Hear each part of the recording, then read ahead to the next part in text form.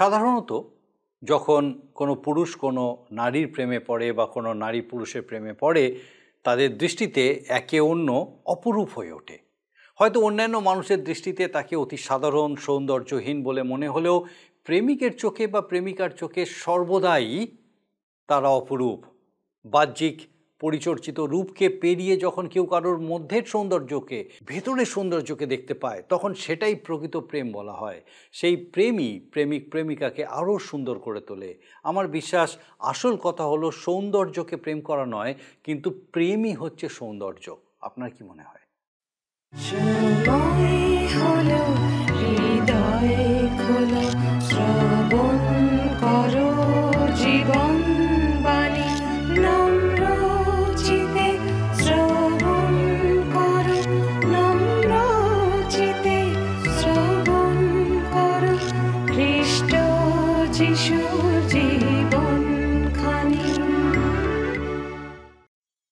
নমস্কার, জীবনবাণী অনুষ্ঠানে আপনাকে স্বাগত জানাই। আমি খুব খুশি আজকে আরেকবার আপনি আমাদের সঙ্গে আমাদের এই জীবনবাণী অনুষ্ঠানে উপস্থিত হয়েছেন।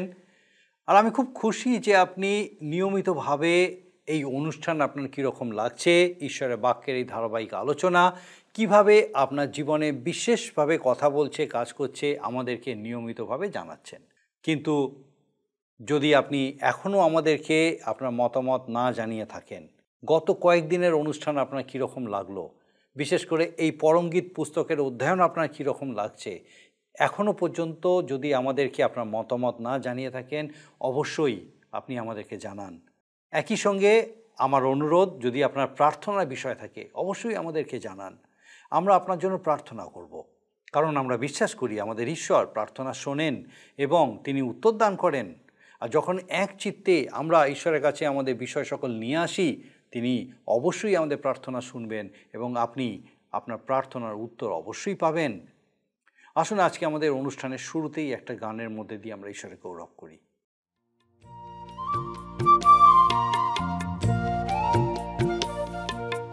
তুমি যে আমার জীবন মরণ সার, তুমি যে আমার প্রেমের বাঁশরি, বেদনার পারাবার, তুমি যে আমার জীবন মরণ সার, তুমি যে আমার প্রেমের বাঁশরি, বেদনার পারাবার।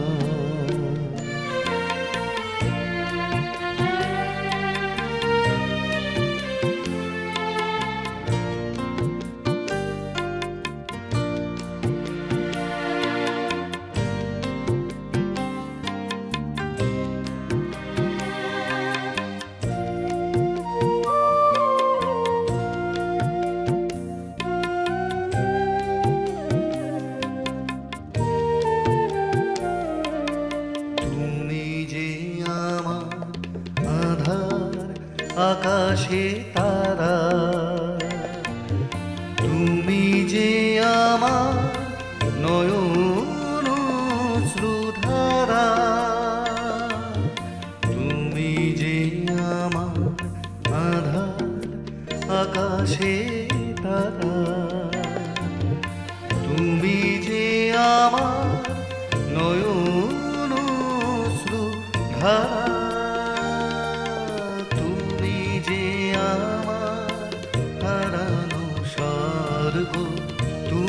যে আমার হারানো স্বর্গ, খুঁজে পাই পারে পা,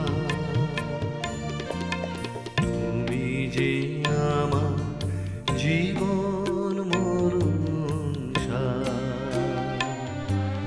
তুমি যে আমার প্রেমের বাঁশরি, বেদনার পারাবার।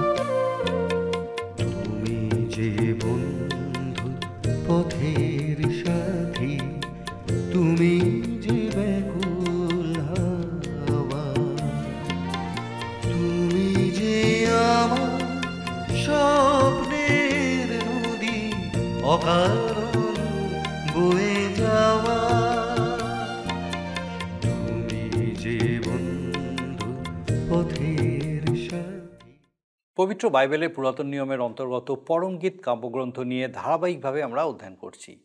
আমাদের গত পর্বে বিশেষ 3টি বিষয় নিয়ে আমরা আলোচনা করেছি। সেগুলো হলো চুম্বন, প্রেম ও আকর্ষণ।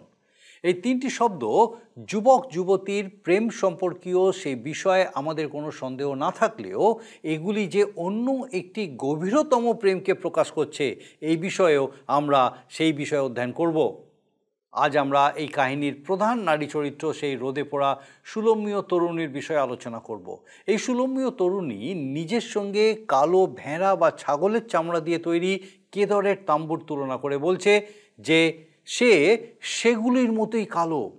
কিন্তু সে কালো বলে এটা কেউ যেন না মনে করে যে সে কুৎসিত, কারণ রোদে কাজ করতে করতেই সে কালো হয়ে গেছে। তার ভাইয়েরা জোর করে তাকে বাড়ির বাইরে গিয়ে দ্রাক্ষা ক্ষেত্রে কাজ করাচ্ছে বলেই তার এই দুর্দশা হয়েছে। দ্রাক্ষা ক্ষেত্রে কাজ করতে গিয়ে সে তার নিজের পরিচর্যা করতে পারেনি। ঈশ্বরের দৃষ্টিতে মানব সমাজও সুন্দর নয়। আমরা যেমন, তিনি আমাদেরকে সেইভাবেই প্রেম করেছেন। আমরা সুন্দর নই। জাগতিক বিষয়গুলো আমাদেরকে একান্তই অসুন্দর করে তুলেছে, কিন্তু তাঁর প্রেমই আমাদেরকে সুন্দর করে তোলে। তাঁর বাক্য আমাদেরকে শুদ্ধ ও পবিত্র করে তোলে। এই রকম অবস্থায় সেই কন্যাটির সঙ্গে মেষপালক যুবকের সাক্ষাৎ হয়, আর সে তার সাথে কথা বলে। এই ছলনাময় মেষপালককে দেখে তরুণীর অদ্ভুত লাগে, কারণ তার সঙ্গে কোনো মেষকে সে দেখতে পায় না। তার প্রশ্নের উত্তরে মেষপালক তাকে বলল যে তোমার যে কাজ সেটা তুমি যত্ন সহকারে করে যাও, যা জানো না সেই বিষয়ে দুশ্চিন্তা করো না, কেবল তুমি তোমার কর্তব্য পালন করো, তোমার মেষদের আহার দাও। এই গ্রাম্য নারীর মধ্যে মেষপালক যুবক এক স্বাভাবিক সৌন্দর্য লক্ষ্য করেছিল। কন্যাটি অনন্য সম্ভ্রান্ত শহুরে মহিলাদের মতো নিজের রূপের পরিচর্যা হয়তো করতে পারেনি, কিন্তু সেই রোদে পোড়া খাটাখাটনি করা শীর্ণ জীর্ণ শরীরের পশ্চাতে তার এক অপরূপ সৌন্দর্য লুকিয়েছিল। যুবক তাকে ফৌরনের রথের পরিশ্রমী অথচ সুন্দর ঘোড়াগুলির সাথে তুলনা করেছিল। আসুন এই অংশটা আরও বিস্তারিতভাবে আরও গভীরে গিয়ে আমরা অধ্যয়ন করি এবং দেখি যে এই অংশের মধ্যে দিয়ে কিভাবে ঈশ্বর আজকে আমাদের সঙ্গে কথা বলছেন। প্রিয় বন্ধু, আজকের মানুষের জীবন সমস্যায় জর্জরিত। এই সমস্যাবহুল জীবনের বিভিন্ন অশান্তিময় পরিস্থিতিতে, কঠিন ব্যাধিশয্যায় ও বিপত্তির দিনে একমাত্র সমাধান হলেন প্রভু যীশু খ্রিস্ট। যেহেতু তিনি এই সকল ক্লেশের মধ্যে দিয়ে গিয়েছেন, জয়প্রাপ্ত হয়েছেন, তিনি মানুষকেও এই সকল অবস্থাতে জয় দিতে সমর্থ, পারেন এ সকলতে মুক্তি প্রদান করতে। প্রভু যীশু খ্রিস্টই আমাদের জীবনে একমাত্র আশ্রয়। আমরা এই সময় বিশেষ করে আজকের বাইবেলের পুরাতন নিয়মের পরম গীত তার 1 অধ্যায় 5 এবং 6 পদ পাঠ করে আজকের আলোচনা আমরা শুরু করব। লেখা আছে, ওই জেরুসালেমের কন্যাগণ আমি কৃষ্ণবর্ণা কিন্তু সুন্দরী, কেদরের তাম্বুর ন্যায়, সলোমনের যবনিকার ন্যায়। তোমরা আমার প্রতি এরূপভাবে দৃষ্টি করিও না যে আমি কৃষ্ণবর্ণা। যে সূর্যই আমাকে বিবর্ণা করিয়াছে, আমার মাতৃপুত্রগণ আমার প্রতি কুপিত হইল। আমাকে দ্রাক্ষাক্ষেত্র সকলের রক্ষিকা করিল, আমার নিজ দ্রাক্ষাক্ষেত্র আমি রক্ষা করি নাই। এখানে কেদরের তাম্বু বলা হয়েছে। কেদরের তাম্বু তৈরি হতো কৃষ্ণবর্ণের ছাগ ও কৃষ্ণবর্ণের মেষের চর্ম দিয়ে। আজকের দিনেও ওই দেশে এমন বহু যাযাবর জাতিকে দেখা যায় যারা এমনই কৃষ্ণবর্ণের তাঁবু ব্যবহার করে।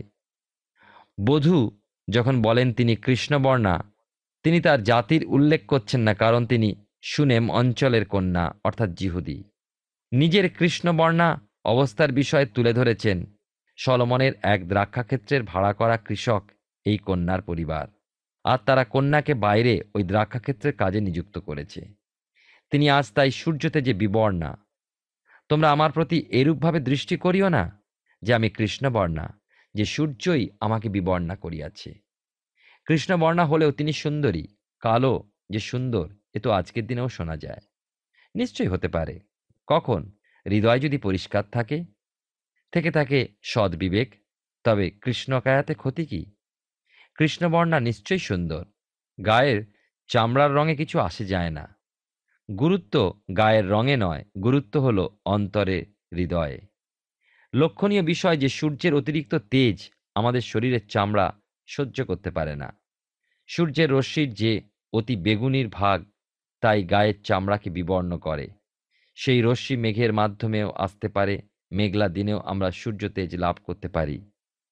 আমাদের অজান্তেও প্রভুর এক দাস ক্যান্সার রোগাক্রান্ত হওয়ার সময় এই সূর্যের খরতাপ সম্পর্কে ডাক্তার তাকে সতর্কতা অবলম্বন করতে বলেছিলেন। তার মাথাকে আবৃত রেখে বাইরে রোদে যেতে পরামর্শ দিয়েছিলেন। সূর্যের তেজে বেরোনো তার জন্য নিষেধই ছিল। সূর্যের অতি বেগুনি রশ্মি শরীরের চর্মের বা চামড়ার জন্য ক্ষতিকর, তা জ্বালিয়ে দেয় এবং তা ক্যান্সারের একটা কারণ। বহু মানুষের ধারণা বিনা আবরণেই তারা ঈশ্বরের পবিত্র উপস্থিতির আলোকে আসতে পারে। আমার কথা হলো, খ্রিস্টের ধার্মিকতার আবরণ ব্যতি রেখে কোনো মানুষই ঈশ্বরের পবিত্র উপস্থিতির সামনে যেতেই পারে না। আর তা হলো আমাদের সুরক্ষা, আমাদের আশ্রয়, আমাদের রক্ষণ ব্যবস্থা, যা তাঁর পক্ষ ছায়ায় আবৃত বলা যায়। ঈশ্বরের পবিত্র উপস্থিতির সম্মুখীন হওয়ার জন্য আপনার ও আমার প্রয়োজন খ্রিস্টের ধার্মিকতারূপ বস্ত্রে আচ্ছাদিত হওয়া। আসুন আমরা সূর্যতেজে বিবর্ণা সেই কৃষ্ণবর্ণা তরুণীর প্রসঙ্গে ফিরে যাই। তার মাতৃপুত্রগণ তার প্রতি কোপান্বিত থাকায় তাকে দ্রাক্ষা উদ্যান তত্ত্বাবধানের কাজে লাগিয়েছিল। আর কন্যার উক্তি, কিন্তু আমার নিজ দ্রাক্ষাক্ষেত্র আমি রক্ষা করি নাই। এখানে বধূর চিত্র লক্ষ্য করি, তার নিজস্ব যে স্বাভাবিক সৌন্দর্য তার প্রতি সে যত্ন নিতে পারেনি। সে তার চুলের প্রতি, তার মুখের প্রতি, তার শরীরের প্রতি কোনোই যত্ন নিতে পারেনি, বা একটুও বৃদ্ধি করতে পারেনি তার সৌন্দর্য। তার সেই সৌন্দর্য অবহেলিত, উপেক্ষিতই হয়েছে, কারণ সে কঠিন পরিশ্রমে নিযুক্তা। হ্যাঁ, বাস্তবিকই মানুষ ঈশ্বরের উপস্থিতিতে সুন্দরী নয়। কখনো মনে হতে পারে আমরা সুন্দর ও মিষ্টি বলে ঈশ্বর আমাদের দিকে আকৃষ্ট, কিন্তু প্রকৃতপক্ষে আমরা বড় নোংরা, বড় পঙ্কিল, সূর্যের তেজে একেবারেই বিবর্ণা। সত্যি বলতে কি, আমরা যেমন তা কিন্তু ঈশ্বরের কাছে আকর্ষণীয় নয়। অথচ তা সত্ত্বেও ঈশ্বর বলেন যে তিনি আমাদেরকে তাঁর বধূরূপে তৈরি করতে চান। ইফিসীয়দের প্রতি পত্রে 5 অধ্যায় সেই আশ্চর্য বিষয়টি চিত্রায়িত হয়েছে। স্বামীর যে দৃষ্টান্ত দেওয়া হয়েছে তা হল মণ্ডলীর প্রতি খ্রিস্টের আশ্চর্য অসীম প্রেম।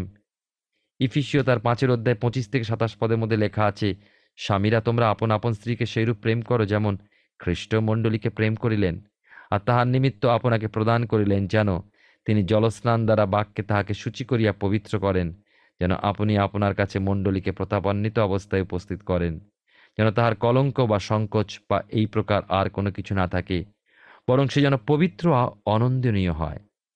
দেখুন, খ্রিস্ট যীশু আমাদেরকে সুন্দরী করে তোলার এক অনুশীলন কেন্দ্রের মধ্যে এনেছেন। তিনি আমাদেরকে বধূরূপে সুসজ্জিত করতে চান। তিনি আমাদেরকে শুধু তাই নয়, সাজিয়ে তোলেন যেন আমরা সম্পূর্ণ কলঙ্ক বা সংকোচহীন হই এবং পবিত্র অনন্দনীয় হয়ে প্রতাপান্বিত অবস্থায় পৌঁছাই। এবার ঘটনার গতি আরও এগিয়ে গিয়েছে। এই কাহিনীতে সুলেম্মিয়া মেষপালকের সঙ্গে এখনই সাক্ষাৎ করেছেন এবং তাকে কিছু কথা বলছেন। অতএব আসুন আমরা সেই চারণভূমির প্রতি দৃষ্টিপাত করি।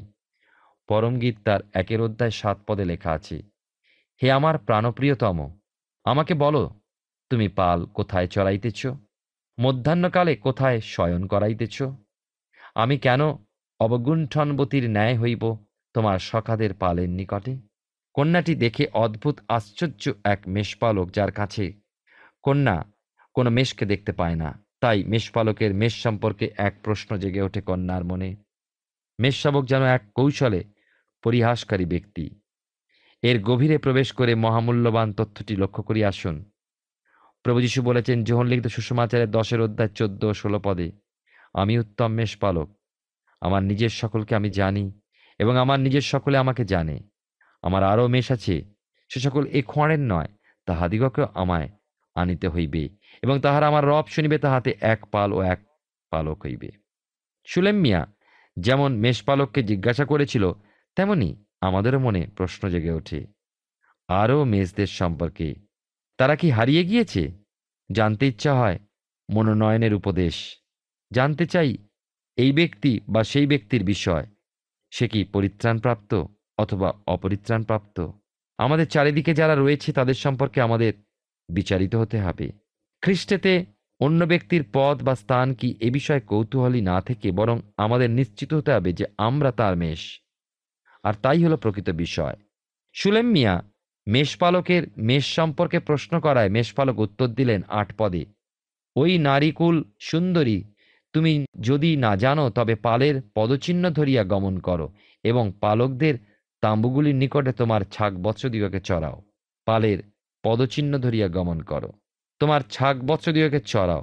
ছোট্ট ছাগল ছানাটির খাবারের প্রয়োজন আছে, যেমন ছাগ বৎসকে চড়ানো প্রয়োজন, তেমনি আমাদের সবার প্রয়োজন। প্রিয় বন্ধু, আমরা যেন শ্রেণীবদ্ধ হই। সাধু পিতর বিষয়টা এইভাবে দেখেছেন। তার প্রথম পত্রে ২ অধ্যায় ২ পদে তিনি বলেছেন, নবজাত শিশুদের ন্যায় সেই পারমার্থিক অমিশ্রিত দুগ্ধের লালসা করো, যেন তাহার গুণে পরিত্রাণের জন্য বৃদ্ধি পাও। এখানে বলছেন পালকদের তাঁবুগুলোর নিকটে চড়াও, অর্থাৎ খ্রিস্ট বিশ্বাসীদের পালকদের তাঁবুর কাছে চড়ানো উচিত, কেননা এ সেই স্থান যেখানে ঘাসগুলো অস্বাভাবিক রকমের সবুজ থাকে। অবশ্যই তা হলো ঈশ্বরের বাক্য, যা আমাদেরকে প্রচুর রূপে আহার করা প্রয়োজন। যতক্ষণ না এই আহার করার কাজ আমার কাছে আনন্দদায়ক হয়, ততক্ষণ আমি অন্যকে আহার করার কথা বলতেই পারি না, আর তাদেরকে এনে চড়াতেও পারি না। ঈশ্বরের বাক্যের তৃণভূমিতে আমাদের চড়া প্রয়োজন।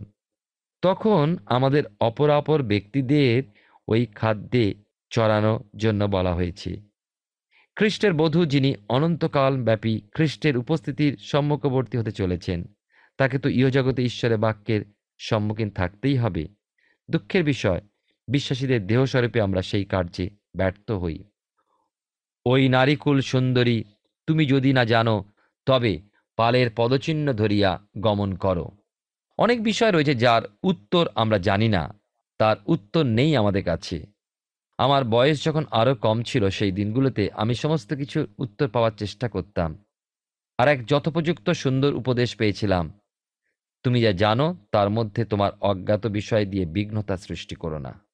আপনি কি জানেন যে খ্রিস্ট যিশু আপনার পাপের জন্য মৃত্যুদণ্ড ভোগ করেছেন? আপনি কি জানেন যে আপনি তাতে বিশ্বাস করেন, অর্থাৎ তাঁর উপরে আপনার সম্পর্কে আপনি কি দৃঢ় নিশ্চিত আছেন? আপনি তাতে বিশ্বাস লাভ করেছেন? আপনি বলতে পারেন, আমি জানি আমার মুক্তিদাতা জীবিত। আপনি কি বলতে পারেন, আমি যাকে বিশ্বাস করি তাকে জানি? পৌল কথা বলতে পেরেছিলেন, কিন্তু আমি দেখতে পাই না যে পৌল বলেছেন তিনি মনোনয়নের উপদেশ সম্পর্কে সমস্ত বিষয়গুলি জানেন। তাই এই কথাই বলছি যে যা আমরা জানি, আমাদের অজ্ঞাত বিষয়গুলোর দ্বারা সেইগুলিতে নাইবা বিঘ্নতা উৎপাদন করলাম। আর ঠিক সেই কথাই এখানে মেষপালক সুলেম মিয়াকে বলছেন, যা জানেন না তা নিয়ে চিন্তিত হবেন না। আপনার মেষদের চড়াবার খাদ্য সম্পর্কে নিশ্চিত হন, আপনার দায়িত্ব এইটুকুই। এক স্থানে এক শয্যাশায়ী স্ত্রীলোক বাস করতেন। তিনি নিয়মিত আমাদের অনুষ্ঠান শুনতেন। প্রায় ১,০০০ ব্যক্তিদের সঙ্গে খ্রিস্টীয় শুভবার্তা আদান প্রদানের মাধ্যমে খ্রিস্টের সেবায় তিনি রত ছিলেন। সত্যি তিনি একজন আন্তরিক সেবাকর্মী ছিলেন। কতজন কত প্রশ্নই না তাকে পাঠাতো, তার সমস্তই কি তিনি জানতেন? না। অথচ তিনি খুশিতেই এই সেবা কার্য করে চলেছিলেন এবং সকলকেই তিনি শুনতে পরামর্শ দিতেন। আমি এই কার্যের মাধ্যমে জেনেছিলাম ও নিশ্চিত হয়েছিলাম যে ওই অসুস্থ শয্যাশায়ী সেবিকা তার কত অজ্ঞাত বিষয়গুলিতে হতবুদ্ধি হয়ে পড়তেন, অথচ এতদিনেও কখনো তার কাছ হতে এমন কোনো পত্র পায়নি যে তিনি যা জানেন না তা নিয়ে প্রশ্ন করে পাঠিয়েছেন। তিনি তার এই সেবার সাথে সাথে ঈশ্বরের বাক্য অধ্যয়ন করেও সময় অতিবাহিত করতেন। আর সেই প্রকৃত কথা বা উপদেশই মেষপালক এই ৮ পদে সুলেম মিয়াকে দিয়েছেন। তিনি বলছেন, তোমার ওই সমস্ত অপরাপর মেষের সংবাদে প্রয়োজন নেই, শুধু তোমার মেষগুলোকে চড়াও, তাদেরকে ঈশ্বরের বাক্য প্রদানের ব্যাপারে সুনিশ্চিত হও। এবারে আসি বধূর সুসজ্জার বিষয়, কিভাবে তিনি সুশোভিতা হন, অলঙ্কৃতা হন। মেষপালক বলে চলেন, আমি তোমার তুলনা করি ফরৌনের রথের এক অশ্বিনীর সঙ্গে। আমি আগেই যেমন উল্লেখ করেছি, সেই কথা আবার স্মরণ করাই যে প্রিয়তমে কথাটা যখন ব্যবহৃত হয় তখন বর বধূকে তা বলছেন বুঝতে হবে, আর যেখানে প্রিয় কথাটি ব্যবহৃত হয়েছে তখন তা বরের উদ্দেশ্যে বধূর উক্তি বুঝতে হবে। বরের মুখের উদ্ধৃতি শুনি, ফরৌনের রথের এক অশ্বিনীর সহিত ওই মম প্রিয়তমে। আমি তোমার তুলনা করিয়াছি। মোশি ও ইসরায়েল সন্তানগণ মিশর পরিত্যাগ করে চলে যাওয়ার সময় যখন সুপসাগরের নিকটবর্তী হয়েছিলেন, তখন তারা দেখেছিলেন ফরৌনের তেজস্বী রথগুলো শীঘ্রই তাদের নিকটবর্তী হয়ে আসছিল। অথচ মোশি ও ইসরায়েল সন্তানেরা সম্মুখেও সমুদ্রবশত যেমন অগ্রসর হতে পারছে না, তেমনি পারছিলেন না পশ্চাৎ দিকেও উঠে আসতে। শত্রুপক্ষের ওই অস্ত্রগুলোর সঙ্গে ছিল ভয়ঙ্কর সৈন্যদল, রথগুলো ও তার উপরে পতাকাগুলো উড়ে চলেছিল। প্রচণ্ড ভয়াবহ বিপজ্জনক পরিস্থিতি সৃষ্টি হয়েছিল। বর বলছেন, ওই গ্রাম্য তরুণীতে অভিভূত, কিন্তু কন্যাকে প্রেম পাওয়ার জন্য সুশোভিত সুসজ্জিত করে তোলে এমন কেউ নেই। সে কখনো সৌন্দর্য অনুশীলনের জন্য কোথাও যায়নি। নিজেকে সুন্দরী বা রূপসী করে তোলার পশ্চাতে কোনো পরিশ্রমই কখনো করেনি। নিজের কোনো যত্ন কখনো করে উঠতে পারেনি। এ সমস্ত সত্ত্বেও তার মধ্যে ছিল এক আকর্ষণীয় স্বাভাবিক সৌন্দর্য। তাই তার মধ্যে তার প্রিয় যা কিছু লক্ষ্য করেছিলেন তার বর্ণনা দিয়ে চললেন। প্রিয় বন্ধু, আমরা দেখি যে বধূ হল মণ্ডলী এবং বর হলেন প্রভু যীশু খ্রিস্ট। আজ কি তিনি মণ্ডলীর মাঝে সেই বধূর অর্থাৎ আমাদের সৌন্দর্য দেখতে পান? আমাদের মধ্যে তার সেই পবিত্রতা কি রয়েছে, নাকি আমরা জগতের মধ্যে আপোস করে জীবনযাপন করছি? আমরা আজকে নিজেদেরকে প্রভুর বাক্যের দীপ্তিতে অনুসন্ধান করি যে সত্যি কি আমরা তার মনোনীত সন্তান সন্ততি হিসাবে সেই রকম জীবনযাপনের মধ্যে দিয়ে তার সেই সাক্ষ্যকে তুলে ধরছি কি? আমরা দেখতে পাই এখানে লেখা আছে 7 এবং 8 পদে, হে আমার প্রাণ প্রিয়তম, আমাকে বলো তুমি পাল কোথায় চড়াইতেছ, মধ্যাহ্নকালে কোথায় শয়ন করাইতেছ?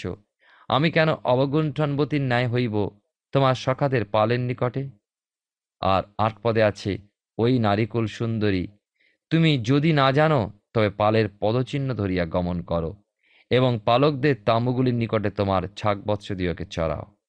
প্রিয় বন্ধু, আসুন আমাদের জীবনে যদি দুর্বলতায় আমরা জীবনযাপন করছি, আমরা ঈশ্বরের বাক্যের সেই সুন্দর ঘাসের কাছে কাছে আমরা চলি, যে ঘাস খেয়ে সেই ছাগবৎসরা বৃদ্ধি পায় এবং সুন্দরভাবে এগিয়ে চলে, ঠিক তেমনিভাবে আমাদের জীবনে ঈশ্বরের বাক্যহীন জীবন আমরা শুষ্কতায় পরিণত হই। কিন্তু তাঁর সেই জীবন্ত বাক্যের মধ্যে দিয়ে আমাদের জীবনকে সুশোভিত করি, যেন আমাদের জীবনের মধ্যে তাঁর সেই পবিত্রতা, নম্রতা, তার স্বভাবগুলো খুঁজে পাওয়া যায়। আসুন আমরা নিজেদেরকে প্রভুর হাতে সমর্পিত করি, যেন ঈশ্বরের শক্তি, অনুগ্রহ, আশীর্বাদ আমাদের মধ্যে দেখতে পাওয়া যায়। যেন জীবনের সমস্ত অবস্থায়, পরিস্থিতিতে প্রভু যীশু খ্রিস্টের মহিমাময় অনুগ্রহ দ্বারা চালিত হতে পারি। নিজেদের জ্ঞান, বুদ্ধি, এই জগতের বিভিন্ন বিষয়ের মধ্যে দিয়ে আমরা নিজেদেরকে যেন না হারিয়ে ফেলি। কিন্তু তিনি যে দয়াবান ঈশ্বর, তিনি যে ক্ষমাবান এবং কৃপাবান ঈশ্বর, সে কথা ভুলে না যাই। আমরা দোষ করলে, আমরা পতিত হলেও তার দয়া, প্রেম আমাদের জীবনের জন্য রয়েছে। আসুন আমরা তার কাছে ফিরে আসি। তিনি প্রেমবান, তিনি আবার তার নিজের কাছে আমাদেরকে আকর্ষণ করবেন। তাই তো তিনি বলছেন, হে পরিশ্রান্ত ভারাক্রান্ত লোক সকল, তোমরা আমার কাছে এসো, আমি তোমাদের বিশ্রাম দেব। খ্রিস্টের সেই আহ্বান বাণী আজও আমার আপনার জন্য প্রযোজ্য। যদি আমরা বিশ্বাস করি এবং তার নিকটবর্তী হই, তবে নিশ্চয়ই তার শক্তি, অনুগ্রহ ও আশীর্বাদ লাভ করতে পারব। প্রভু আপনার জীবনে আশীর্বাদ করুন। আসুন খ্রিস্ট যিশুর সেই পবিত্র হস্তে আমাদের নিজেদের জীবন, মন, প্রাণ সমর্পণ করি, যেন আমরা তার মনোনীত রূপে তাঁর সেই দ্বিতীয় আগমনের জন্য নিজেদেরকে প্রস্তুত রাখতে পারি এবং অন্যদেরকে প্রস্তুত করতে পারি। আমাদের জীবনকে ঈশ্বরের বাক্যের আয়নায় দেখবার চেষ্টা করি যে আমরা সত্যি কি তার মনোনীত রূপে জীবনযাপন করছি এই জগতের মধ্যে। আসুন প্রভুর দয়া, অনুগ্রহ আমাদের জীবনের পক্ষে যথেষ্ট। সেই দয়ার হস্তে আমরা নিজেদেরকে সমর্পণ করি। প্রার্থনার মধ্যে দিয়ে আমরা যেন তাঁর আরও শক্তি লাভ করতে পারি, যেন সেই খ্রিস্টীয় জীবনের মধ্যে দিয়ে তার গৌরব ও প্রশংসা করতে পারি। এই জগতের মধ্যে তার জ্যোতিস্বরূপ হয়ে আমরা যেন উজ্জ্বল আলোকের কারণ হতে পারি। আমরা পরমগীত পুস্তক থেকে ধারাবাহিকভাবে অধ্যয়ন করছি। আমার বিশ্বাস মহান ঈশ্বর বিশেষ করে আজকে তার জীবন্ত বাক্যের মধ্যে দিয়ে আপনার সঙ্গে কথা বলেছেন। আমরা পরমগীতের কাহিনীর দুটি স্তর লক্ষ্য করি, যার বিষয়ে আমরা এর আগেও আলোচনা করেছি। আজ আমরা যে অংশটি অধ্যয়ন করলাম সেখানে মূলত সুলম্মীয় তরুণীর বিষয়ে বলা হয়েছে। সে স্বাভাবিকভাবে সুন্দরী হলেও মাঠে ঘাটে পরিশ্রম করার জন্য তার সেই সৌন্দর্য প্রকাশ পায়নি। কিন্তু মেষপালক যুবক তার সৌন্দর্যকে ঠিকই দেখতে পেয়েছিল, তাই সে তাকে সুন্দরী বলেই সম্বোধন করেছিল। তার সৌন্দর্যের বর্ণনা করতে গিয়ে তাকে ফৌরনের রথের ঘোড়াদের সাথে তুলনা করা হয়েছিল। সেই ঘোড়াগুলি হয়তো কালো, সুঠাম, সুগঠিত ও অত্যন্ত সুন্দর দেহের অধিকারী ছিল, আর সেই কারণে সুন্দরী সুলম্মীয় তরুণীকে দেখে তার সেই ঘোড়াদের কথা মনে হয়েছিল। আমরা লক্ষ্য করি যে মেষপালক তরুণীকে উপদেশ দিয়েছিলেন যে সে যেন মেষেদের বিষয়ে অযথা চিন্তা না করে, কিন্তু নিজের কর্তব্য যথাযথভাবে পালন করে। মলিন ও অশুদ্ধ মানব সমাজের প্রতি ঈশ্বরের প্রেমের এই যথার্থ নিদর্শন আজকে আমরা এই কাহিনীর ক্ষুদ্র অংশের মধ্যে লক্ষ্য করেছি। ঈশ্বর জগৎকে প্রেম করেছেন, কিন্তু এই কারণে নয় যে তিনি তার রূপের প্রতি আকৃষ্ট হয়েছিলেন। তিনি তার পুত্রকে জগতে প্রেরণ করে তাকে শুদ্ধ করে, পরিষ্কার করে তার সৌন্দর্যকে প্রকাশ করেছেন। আমাদেরকে কেবল নিজেদের দায়িত্ব বিশ্বস্তভাবে পালন করে যেতে হবে। আমাদের আগামী পর্বে আমরা দেখব মেষপালক যুবক তরুণীকে আরও সুন্দরভাবে কীরকমভাবে বর্ণনা করছে, সেই বিষয়ে বিস্তারিতভাবে আমরা আলোচনা করব। আসুন এখন প্রার্থনায় যাব, আর আমি চাইব আপনি আমার সঙ্গে যোগ দিন। আসুন প্রার্থনা করি। করুণাময় স্বর্গীয় পিতা, ধন্যবাদ দিই প্রভু, তোমার পবিত্র পরাক্রমে তোমার জীবন্ত বাক্য আমাদের সঙ্গে প্রতিনিয়ত কথা বলে। ধন্যবাদ দিই আজকে আমাদের প্রত্যেক দর্শক বন্ধুর সঙ্গে আরেকটি বার তোমার এই জীবন্ত বাক্য দ্বারা তুমি কথা বলেছো। প্রার্থনা করি প্রভু, সেই আমাদের প্রত্যেক দর্শক বন্ধু, তাদের পরিবার পরিজন প্রত্যেককে তোমার পবিত্র অনুগ্রহে সুস্থির রাখো। বিশেষ করে প্রার্থনা করি যদি এখন কেউ কোনো কঠিন সমস্যার মধ্যে দিয়ে যাচ্ছেন, জানি না কত কঠিন সেই সমস্যা বা জানি না কী ধরনের সেই সমস্যা, কিন্তু জানি প্রভু যে তুমি তাদেরকে ছেড়ে দাওনি, তুমি তাদের সঙ্গে আছো। সেই অন্ধকারময় পরিস্থিতি, হয়তো হতাশা, নিরাশায় ভেঙে পড়া সেই ব্যক্তিকে পিতাগো তুমি তোমার সেই পবিত্র অনুগ্রহে, তোমার সহভাগিতায়, সান্নিধ্যে পূর্ণ হয়ে পিতাগো তোমার দিকে দৃষ্টি স্থির রাখতে সাহায্য করো। যে প্রভু তুমি তাদের সঙ্গে আছো, তুমি ছেড়ে দাওনি তাদেরকে, এবং পিতাগো তুমি তাদেরকে বহন করে নিয়ে চলেছো সেই হতাশা থেকে, নিরাশা থেকে, অন্ধকারময় পরিস্থিতি থেকে বার করে নিয়ে এসে পিতা তোমার গৌরব করার সুযোগ তুমি তাদেরকে দিতে চলেছো। স্বর্গীয় পিতা, এই বিশ্বাসে তুমি তাদেরকে স্থির রাখো, তোমার অনুগ্রহে পূর্ণ রাখো, আর তাদের সকল ভার নাও। তোমার যিশু নামে ভিক্ষা দয়া করে শ্রবণ ও গ্রহণ করো, আমেন। ঈশ্বর ধন্যবাদ করি, তিনি আমাদেরকে বারবার সুযোগ দেন যেন আমরা তার সহভাগিতায়, তার সান্নিধ্যে আসতে পারি, আর তার বাক্যই আমাদেরকে তার এই সহভাগিতায়, সান্নিধ্যে আসতে সাহায্য করে। আমার বিশ্বাস এইভাবে আগামী দিনেও আপনি আমাদের সঙ্গে এই জীবনবাণী অনুষ্ঠানে অবশ্যই উপস্থিত থাকবেন, যখন এইভাবেই ঈশ্বরের বাক্য আমাদেরকে আরও তার সহভাগিতায়, তার সান্নিধ্যে বেড়ে উঠতে সাহায্য করবে। ঈশ্বর আপনার মঙ্গল করুন। প্রিয় বন্ধু, আসুন আমরা আজকের প্রশ্ন উত্তরে আসি। গত সপ্তাহের প্রশ্নের উত্তর অপশন বি, সলোমনের।